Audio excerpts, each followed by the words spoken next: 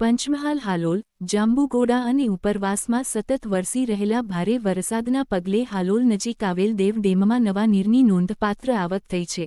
તાજેતરના આંકડા મુજબ રાત્રે 9 વાગ્યાની સ્થિતિએ દેવ ડેમમાં 20,234 ક્યુસેક નવા પાણીની આવક નોંધાઈ છે, જ્યારે પાણીનું સંતુલન જાળવવા માટે 28,143 ક્યુસેક પાણી છોડવામાં આવી રહ્યું છે।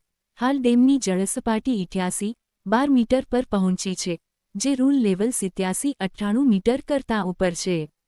ડેમ હાલમાં 69-14% ભરાયો છે। પાણીની સતત આવકને ધ્યાનમાં રાખીને ડેમના 6 દરવાજા નંબર 2, 3, 4, 5, 6 અને 7ને 1.5 મીટર સુધી ખોલવામાં આવ્યા છે।